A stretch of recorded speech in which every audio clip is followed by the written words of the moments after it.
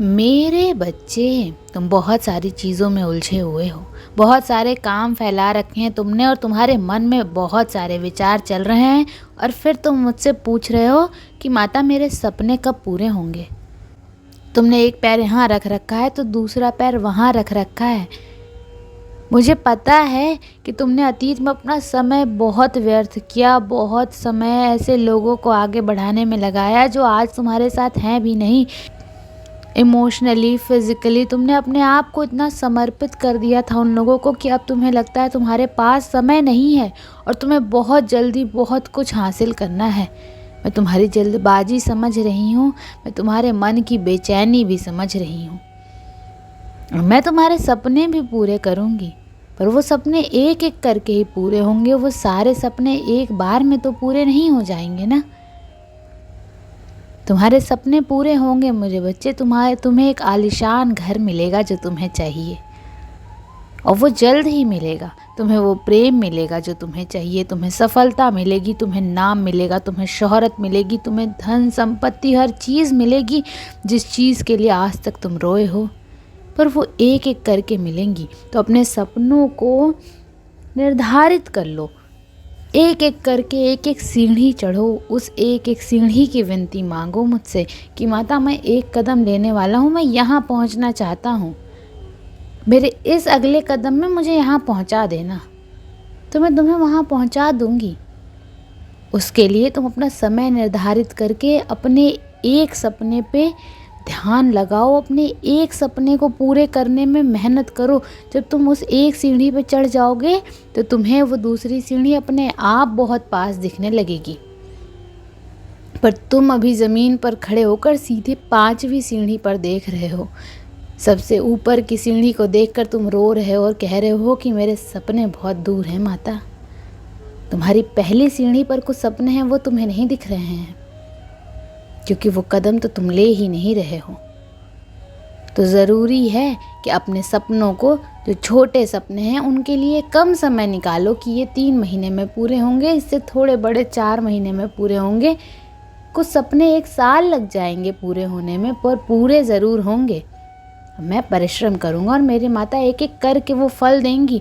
और जब तुम्हें छोटी छोटी खुशियाँ मिलेंगी तो तुम उसमें खुश रहोगे और वो तुम्हें उत्साह से भर देंगी और वो तुम्हें आगे बढ़ने के लिए प्रेरणा देंगी। पर अभी तो तुम्हें कुछ मिल ही नहीं रहा है, अभी तुम्हारी सारी मेहनत व्यर्थ चली जा रही है और फिर तुम उदास हो जा रहे हो।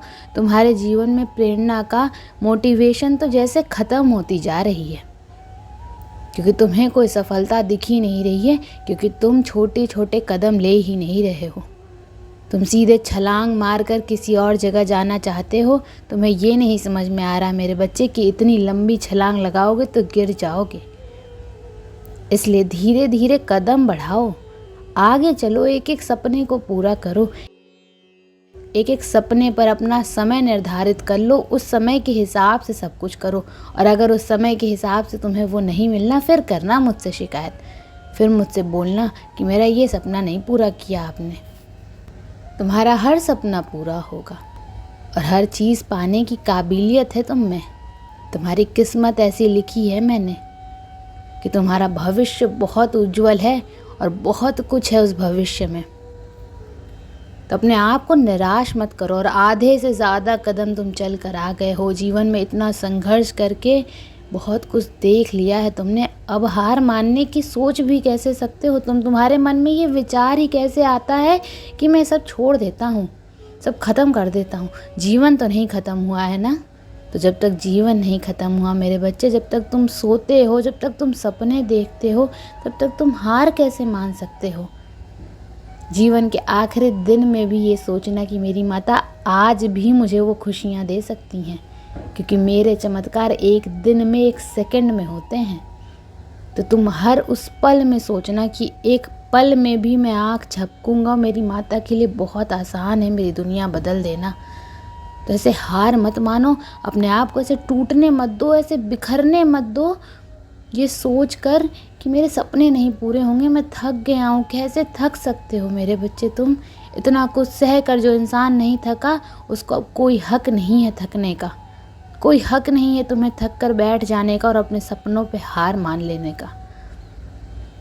तुम्हें बस ज़रूरत है अपने मन को शांत करने की और एक बार में एक कदम चलने की। वो धीरे धीरे कदम चल के देखना, तुम बहुत जल्द ही अपनी कामयाबी तक पहुंच जाओगे और तुम्हें थकान भी महसूस नहीं होगी। ओम नमः शिवाय।